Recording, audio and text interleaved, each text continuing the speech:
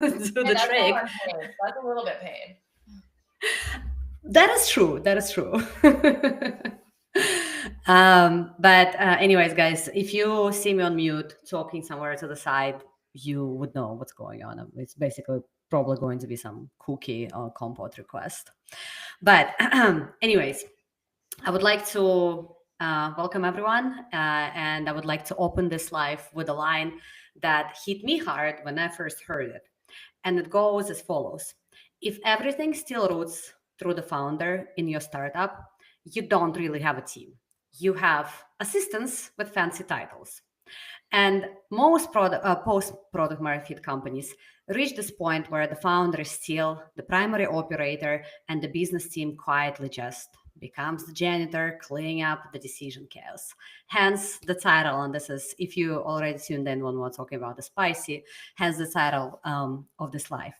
And before I dive in some super quick context, this session is part of my new live series where we tackle the not so sexy problems that quietly destroy execution in post product market fit companies. I'm doing this as fireside chats with different operators every week so you can actually see how people in the trenches think, solve, and architect systems. The goal is the goal is simple. System, obviously, it's on my mind. A bit of validation, obviously, for everyone carrying the weight, and genuinely practical fixes that you can use tomorrow. And for anyone new here, I run SLS Labs. It's the revenue scaling lab for post product market fit startups.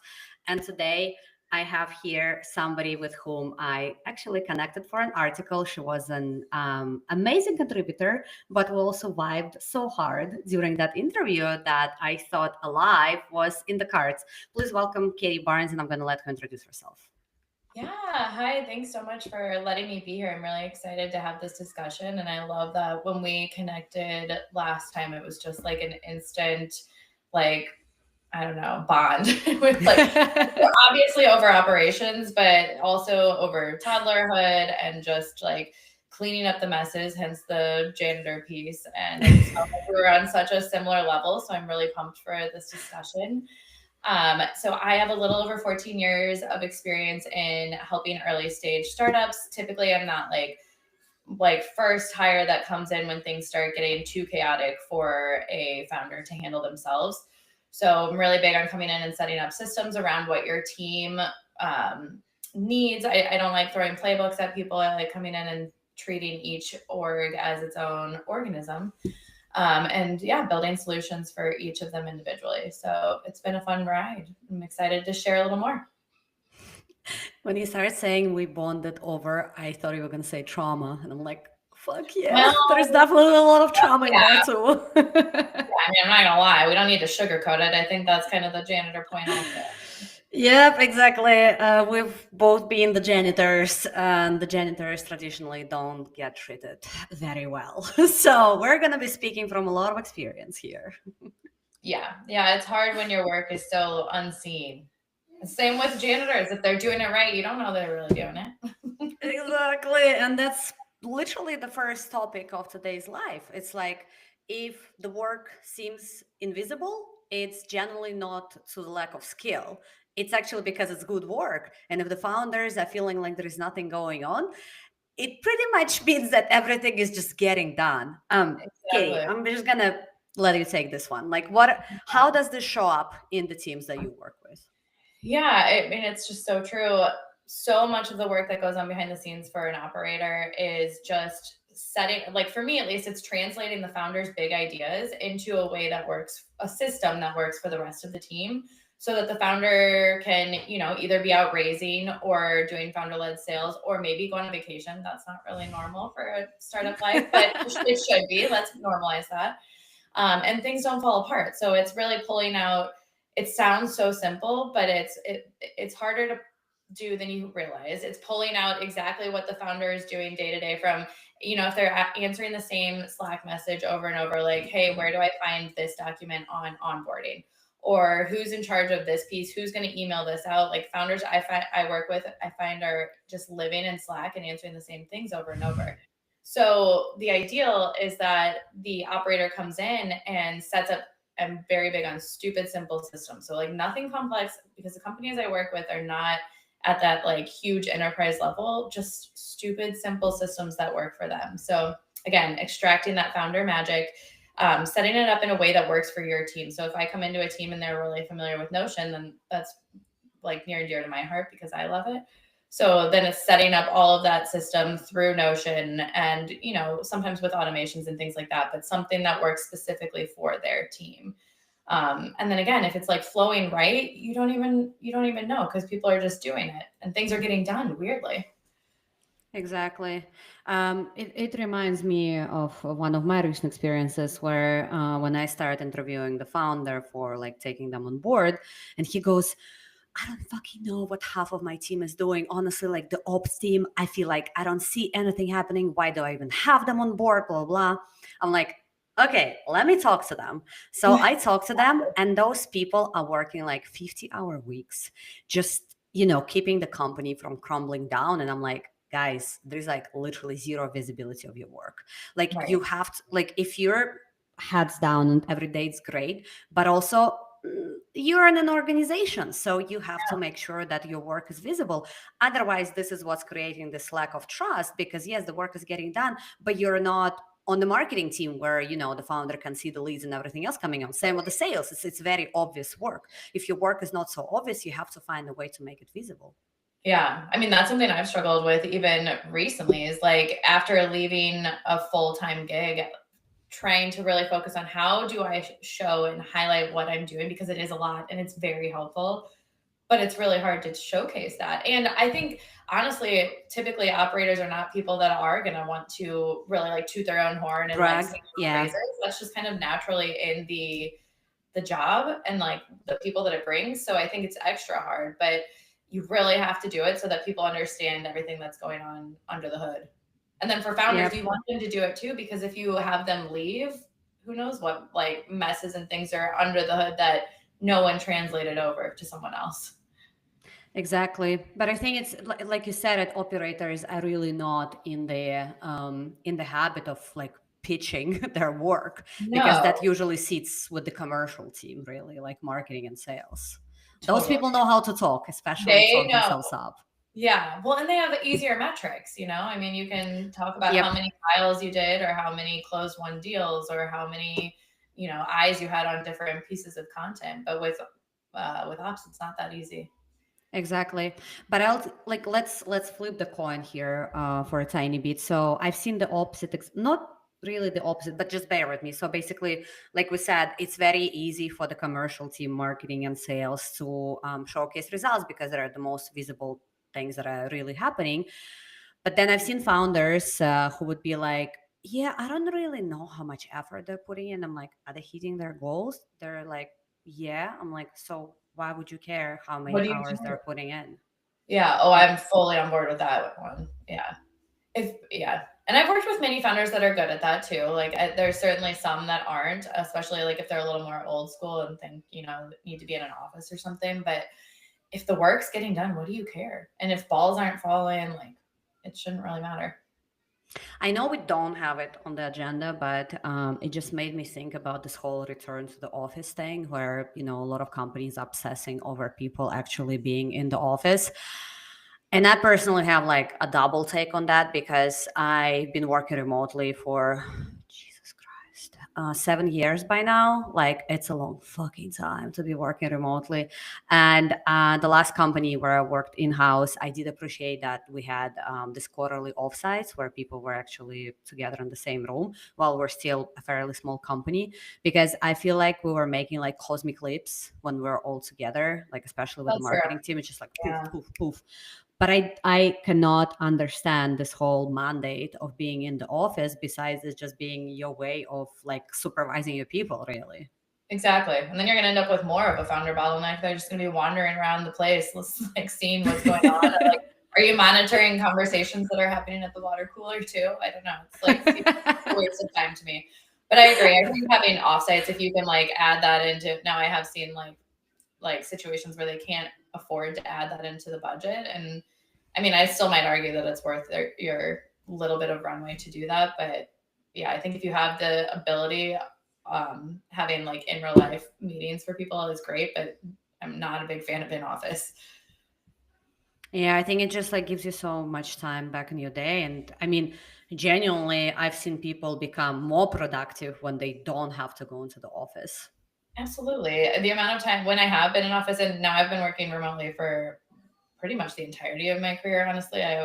Like worked with a founder who we would meet in person weekly for sure, but it was like day to day I got to work from home. And so I learned really quick how to make sure that, and it's not for everyone, because I definitely had to learn really quick how to make sure that I stay motivated and get things done. But if you have the right mentality around it, I certainly got way more done than the times when I have briefly worked in an office and had to spend all that time driving, or spend the time like then organizing silly office dramas or things that are in office that you don't deal with when it's remote. Exactly. Well, to round up the first topic about the invisible work, so you touched upon systems and Notion and whatnot. What would be like a super practical, I guess, fix that you would offer to people who feel like their work is invisible? If we're talking about the people like the, I guess, the individual contributors, let's put it this way, versus the founders. Like, who should this be coming from, and what should the solution be? Yeah, I think like maybe a good example is if the operator comes in and sets up a stupid simple system. I'm huge on talk to your chat GPT for a little bit about something that you or the founder is doing over and over again, and have it mark out the exact system with who's responsible, when it's due, all that type of thing. And then if you can add automations into Slack or something to make it more obvious, great. And then tell the whole team you did that, and like be really intentional about telling the whole team you did that. I'm really big on having it, because I've been so fully remote, having a wins channel for a team, whether you're in Slack or Teams I or love that. whatever. And then making sure that people are getting called out there too. So like ideally this person creates that system, puts it in the wins or gives it to somebody, tells somebody, and then they get called out and thanked in the wins channel, which is like I don't know, seems so obvious, but it's not.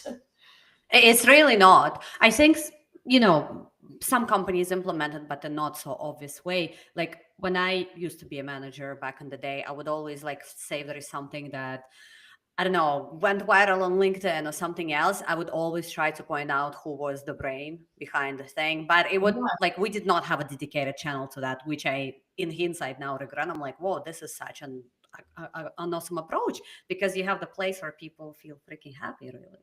Yeah, I mean, and typically when I come in, it's usually, if there is a wins channel, it's used for sales, and it's those like literal Exactly. deals, which Yes. is great. Like, I love you, salespeople. You're wonderful. You keep us afloat. But like, you need to give the ops people and even like the engineering team and the product team, like everybody should just get some shout outs. Like, very big on making sure that everybody feels seen and safe in a workplace, and that's such a good way to do it. It is. And I think this gives us not a bad segue into the next topic, where, you know, when there is a small team, it's easy to do that. But once the team grows, then it adds more issues. It's like the growing child, right? Everybody's Right. saying new level, new devil, sort of. I know you and I talked about this already, and we both 200% agree that a lot of times, say when the company is growing and it's like putting cracks into their foundations, they're like, oh, gotta hire more people, but it's like a band-aid on a massive fucking foundational crack. Yes.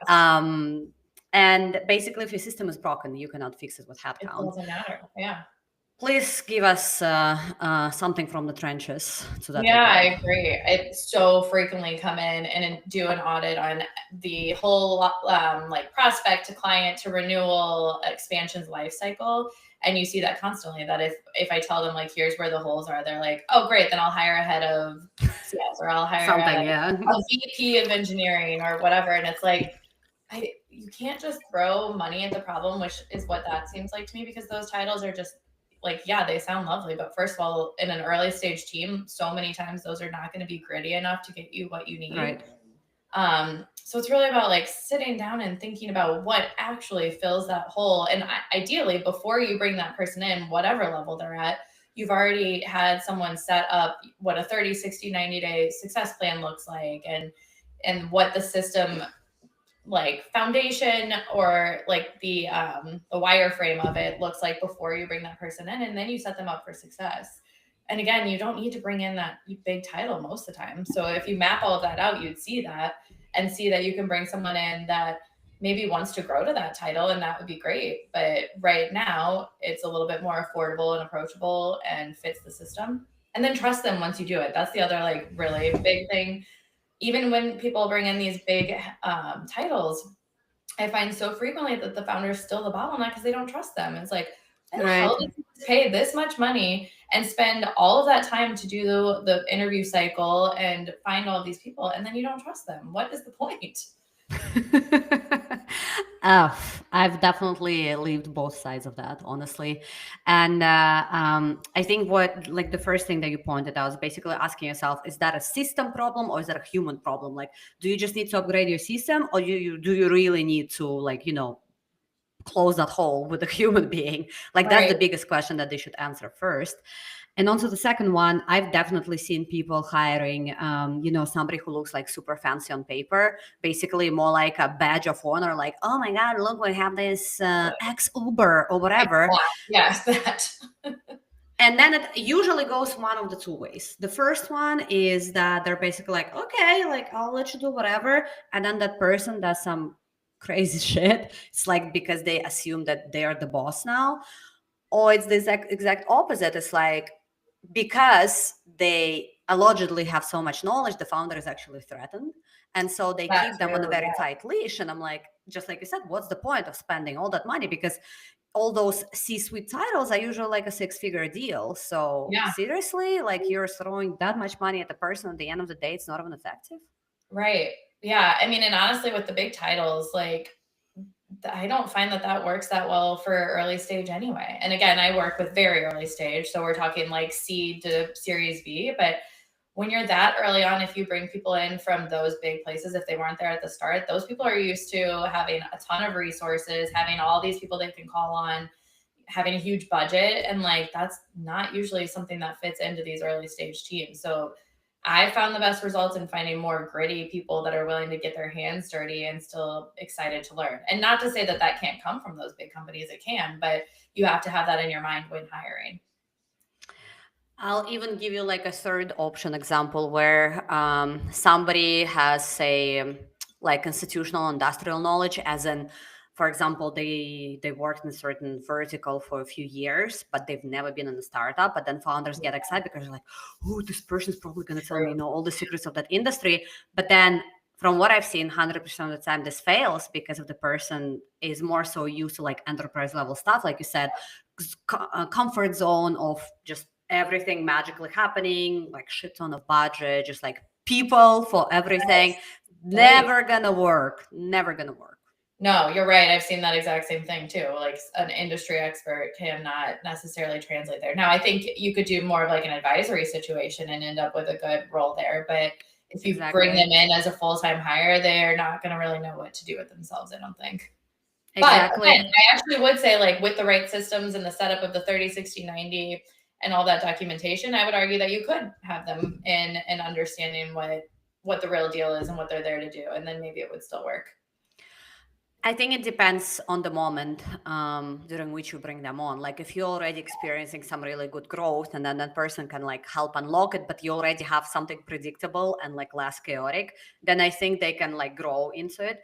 But excuse me, if you bring them on at like super early stage, like pre-seed, very likely this is going to blow up in your face and the person is just going to feel miserable.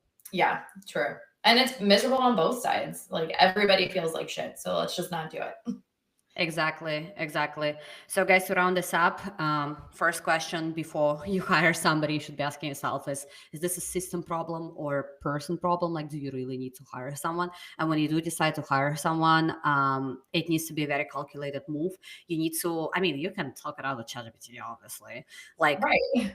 Give it all of your needs and it will likely give you a pretty good solution. It's less about the title. It's more about like, what is the expectation of this role? Like, don't go after the title, set up the expectations first. Exactly. Yeah, I'm huge for talking to ChatGPT about it. Like, you don't have to make this hard at all, but like, make sure that someone in the room understands what you need, who's going to be accountable for it, and like what the end result looks like. Exactly. And if you can afford it, honestly, just hire a really good recruiter, because the recruiter can really guide you in the whole workforce planning thing. Because you sometimes, or most of the time, founders think, okay, I need a marketing manager or something like this. And then they talk to a person actually experienced, they'll be like, oh, hell no, you need like a product That's not it marketing at person. all. Yeah. Yeah, completely Yeah. different set of skills. Yeah, that's a good point. I struggle though, because with all the companies that I've worked with, it's like, and I'm usually the one that has oversight over budget and vendor work. And I find it really hard to recommend going to a recruiter at that stage because it's just so expensive. But I do like, there's certainly value in it, but it's so hard for me when I'm like looking at the budget and the runway and I'm like, is this all really necessary? So I would at least say like have that conversation with ChatGPT first, no matter what, even if you're gonna bring in a recruiter, and get a better idea so that if you are going to do it, you got like a clear pathway to do it and make sure that it's successful. Right. And then we touched on the recruiter stuff in the last live. If anybody was watching that one from the people present today, we did not cover how to actually find a good recruiter. And I think there is a very simple formula to that.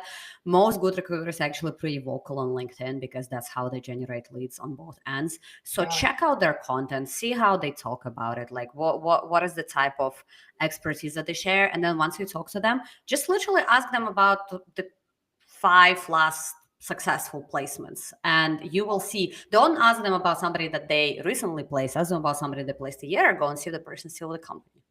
Yeah, that's a great move. I love that. I think also I've worked with many founders who will go for the big name recruitment agencies. And I'm like, then I think you can be more affordable if you don't do that. And then you can find Right. someone, I mean, contractor style like us, who understands your early stage situation and all of that better anyway. Exactly.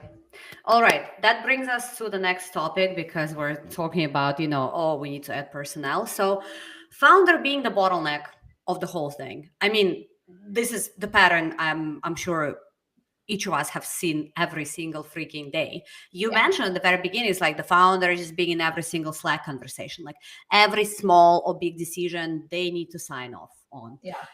How do you fix that? It's hard for me. So everything I do, I like to come back to leading with empathy and an understanding for everybody on the team. So that includes the founder, and having a talk with them and understanding where they're coming from and why they feel like they can't let that piece go. And getting more to the heart of it rather than just coming in and being like, look, man, you got to get the hell out of there. Like because there's reasons this happened. And like, I think as someone who's built my own fractional practice now, like I get it a little bit more, where it's hard to let go of some of these things that you've built and you trust yourself to do. But so yeah, I think it's coming in, having that initial discussion, try to figure out like where their strengths really lie. Are they one of those founders that's like really great at founder-led sales? Are they more technical, or where do they need to be? And then like my big thing that I do with all my clients is then mapping out the whole life cycle and seeing like where they're slotting in too much. And there's so many times when you see they're like having a say in different like small renewal conversations, or like a CS outreach that's just like a random middle of the contract check-in. It's like, why are you doing that? You have so Right. much more value somewhere else. So I think once you like map that all out and show them, and again bring that empathy to the conversation, I think that they can kind of see it a little bit better, and they're like, oh yeah, I probably shouldn't be in all of these discussions and items. Exactly. I usually I usually tell the founders, like, if this decision is not gonna affect the revenue in a compounding manner, then this is not your decision to take. Yeah. Like if it's some mid-level, yes, you might leave some money on the table, maybe you might lose some, but if we're talking about like 10K and your yearly burn is like 1 million, you probably don't need to worry about that. That's basically, everything is relative. It's like if that decision Yes. involves, say, at least 1% of your budget, then yes, you should probably Yeah. get involved. If it's Right. less than that, just let people handle it, but then hold them accountable. So don't say Definitely. some don't do, and this has happened to me when I was a CMO previously. It's like the founder would let me run with things, and I'll be like, okay, are you sure? So I can sign off on anything that's like below 25K. They're like, yeah, no problem. And then regardless of the result, they would come and be like, oh, so you approved this and you didn't ask me. I'm like, screenshot from Slack conversation, you told me I could do this, so what's the problem now? Keep those receipts, girl. Exactly. Oh my God, the number of screenshots I've taken like this. But Sometimes yeah, you need basically, it. keep your people accountable, but also let them keep you accountable as well. Like Oh, totally. if you I let mean, them like execute certain decisions, but then you flip the coin, like that's not how it works. no, but it goes back to the stupid simple systems, and you need to set up the ways that you're following up on that, and the ways that in your one-on-one or whatever you're touching base on these things overall. Like, we don't need to get itemized most of the time, but yeah, just to look at it overall. And accountability is like a huge piece of this. And I mean, I've worked with a lot of founders who are bad at that piece too, that they don't like holding people accountable. But if you set up the system right, it makes it easy because it just kind of does it for you. Exactly. Because if everybody is held accountable to the same standard, then there are no favorites or no Right. no opposites really.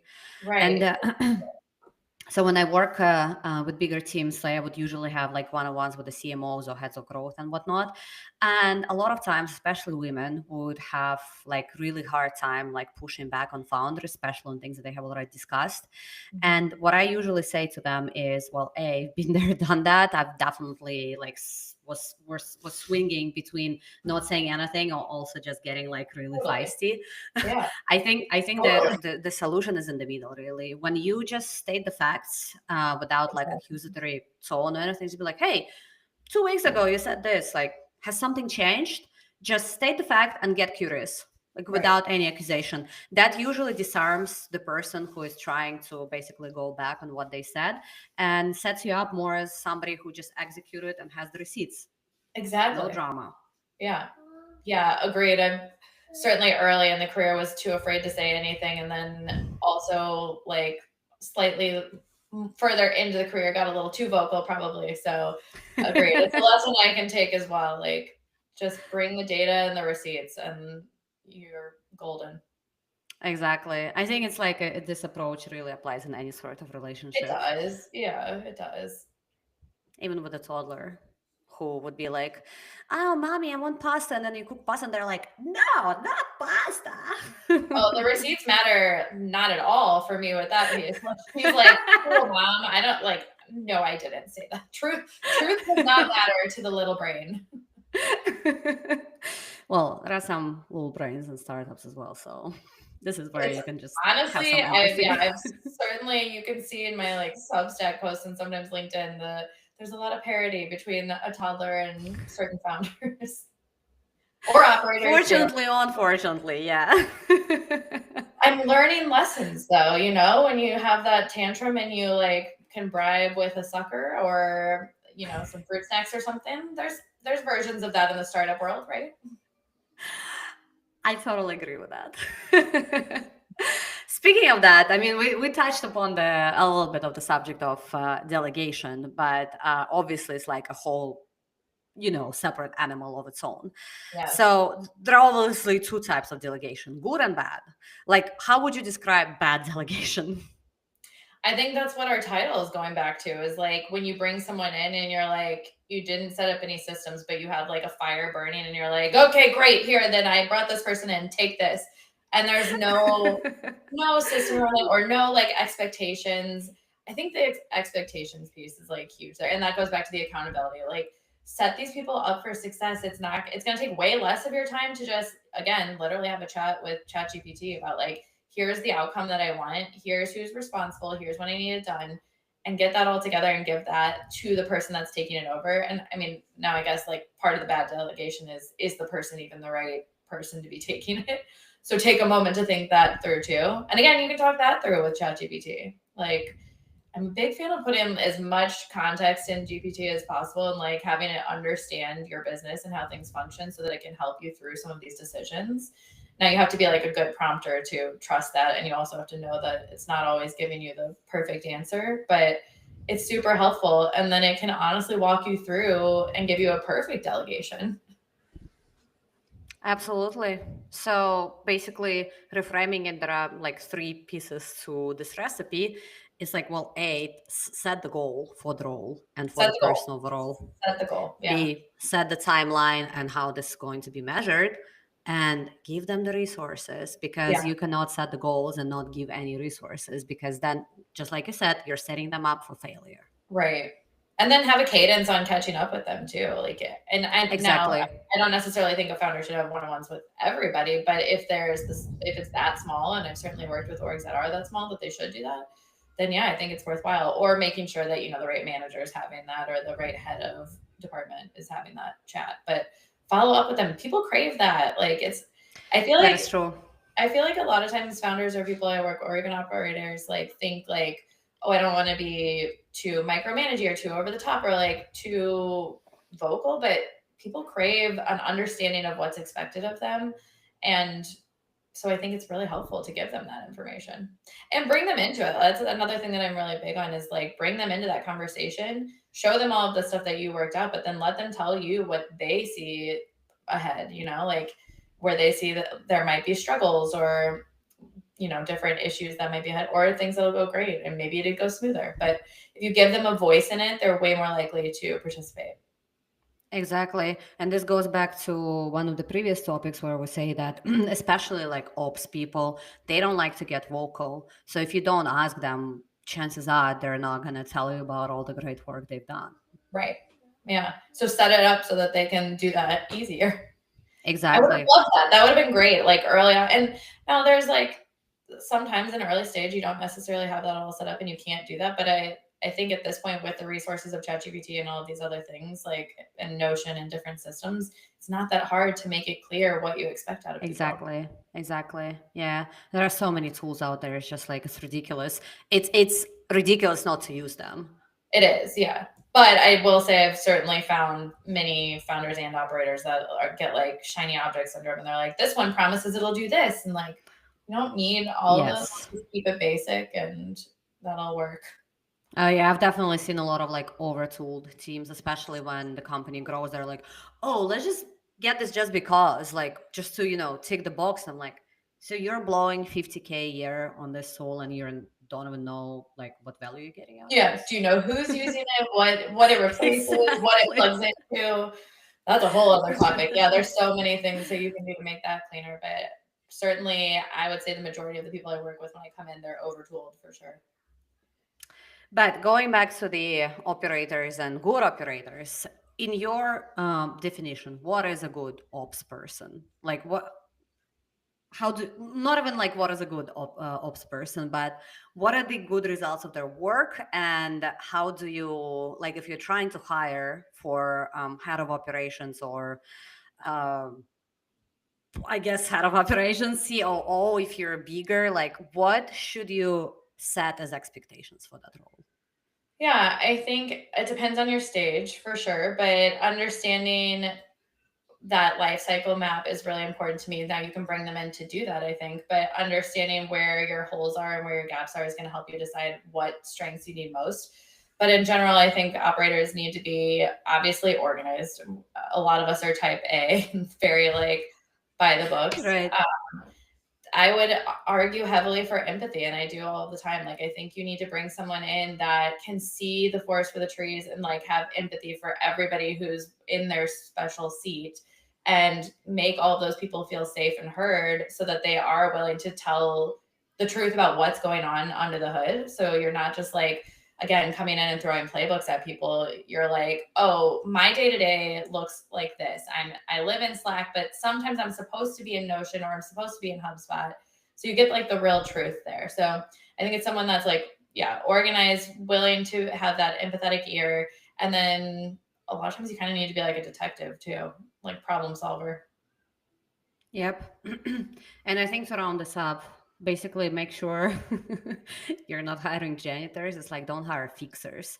If you know you have a massive structural problem, don't just like magically wait for somebody to come in and fix it. Like, you gotta be at the forefront of that. You gotta want to make the change, because if you don't and somebody comes in and tries to fix it for you, then there's gonna be a lot of resistance, not just from you but from the team as well. It also really depends a lot on how you position that person to the team. Yeah. Like, that's gonna be a huge part of their success. Yeah, I think you're so right there. Like they need to come in and understand that they like how the pecking order works there, but like what that person's there to do. And again, I think it like goes back to the empathy of like I never want to be that person that comes in and people are like scared of it or like resistant because then nothing's going to get done. Like I want to come in and be like, we are going to make changes. We're going to make this a success. We're all working for that same goal. So I'm not here to be your enemy or to be the one that's like helicopter parenting you. I just want to work with you to find the best systems that are going to work for this situation. Yeah, I could only really echo that because that's what I usually, when I come in and I say, guys, I'm not here to like put you in trouble. I'm just Right. really here to make it less painful for everyone. And, Right. some people who are a little bit more direct will be like, are they going to be like personnel changes, blah, blah. I'm like, well, I'm not going to lie. I'm here to make the whole thing more, optimized and efficient. So there might be some changes, but guess what? You're still a human being. So everybody's going to be treated as a human being, and that's what I always say to the founders. If I identify that there are maybe like a couple of extra roles that are really not affecting the bottom line, I usually tell them, well, you hired them in the first place, this was your decision, so you Right. should give them like hefty severance and just let them go and then see what happens. Well, I can tell you're not in the US because we have a real issue with that here. Severance Yeah, is so I've heard. not Yeah. so much a thing here, which is that is a really hard part of my job, I would say, is that like, and I've worked with companies that have like parent companies in other countries that are a little bit better at that. And it's so hard to be like, well, I'm sorry you're on the US side, so that's just not part of the practice. And it's like, oh, it's not great. Yeah, But I mean, I that's the think idea. Like, that would be great if founders could do that. unfortunately it's just very cultural. I mean, I've lived and worked in the US for 7 years, and I for sure felt like cannon meat. It's like you literally just an instrument to everyone. It's very rare that in the US, especially, I was like mid level back then. I was already a manager, but not yet like a Yeah. VP or something like this. So I definitely felt just like a little screw fixing Uh, things and so replaceable. yeah, I think that's why I lean so heavily on empathy because I'm surrounded by companies that don't necessarily always have it, or at least like you're saying, like if they do have to make the cuts and everything, then they're not necessarily going to leave with a severance or anything like that. So try to do my best to bring that humanity piece back in. All right, we're a little bit over time. I should have kicked off Q&A a little bit earlier, but we still have time for a couple of questions. Hold on, let me just flip through. So guys, on LinkedIn and YouTube, please feel free to throw the questions in.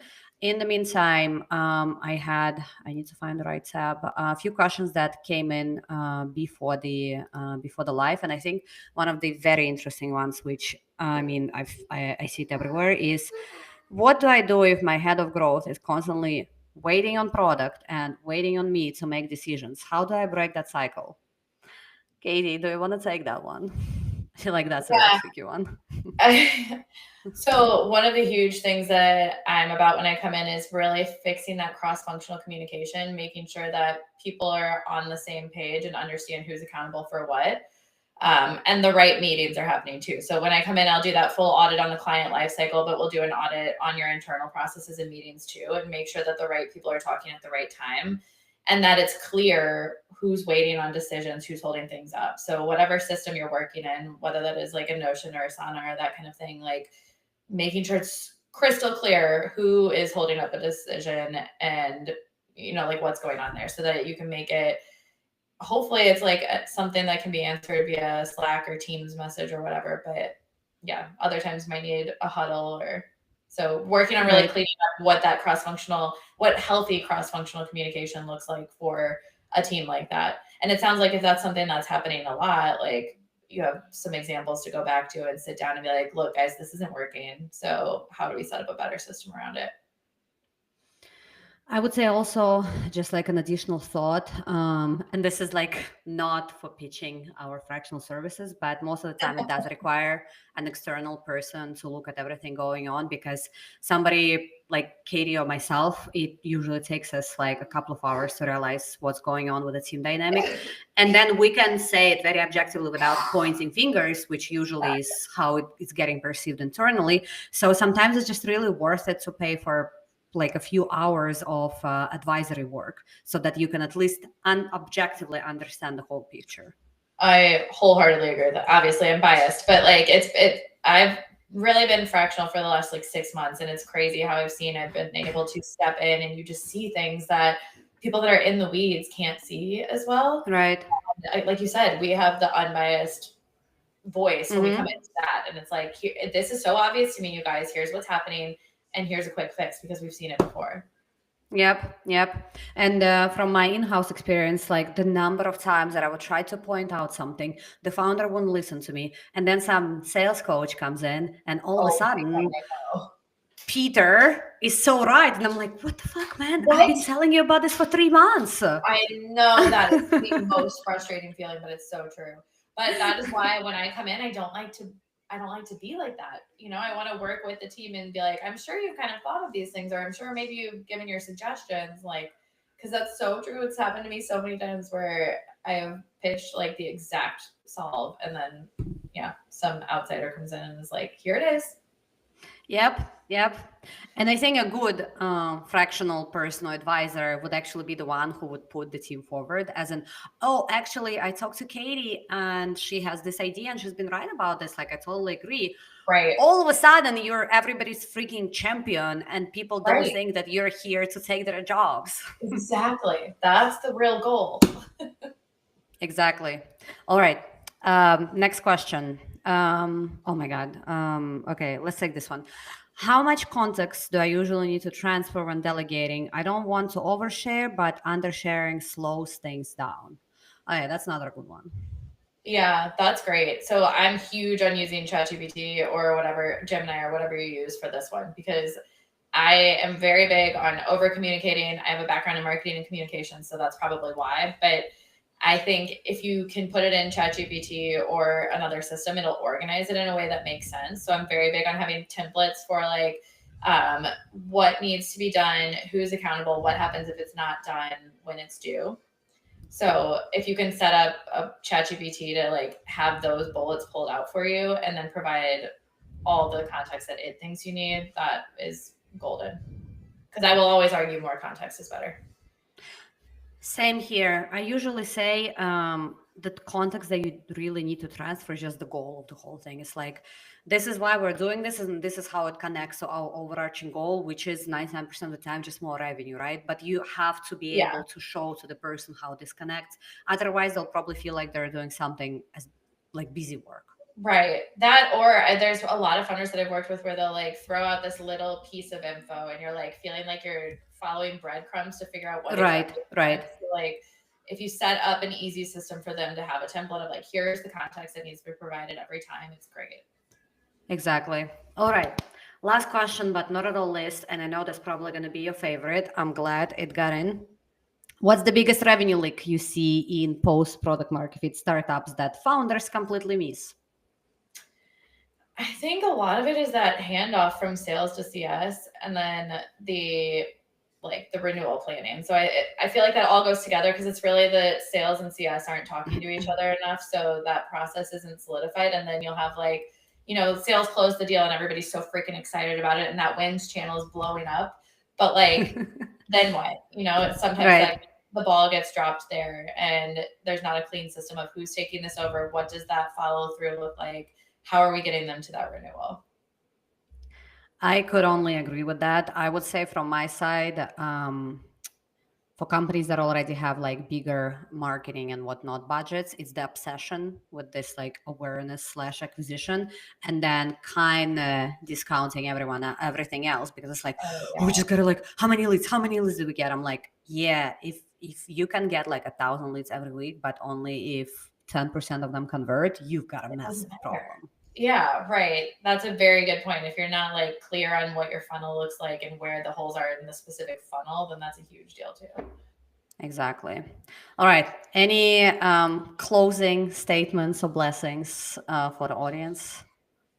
I don't think so. I think like I'm just gonna lean back again on that empathy. Just like try to lead with empathy and think there first and put yourself in other people's shoes. And I think that helps with the context piece there too. Like provide more context and make people feel safe and heard.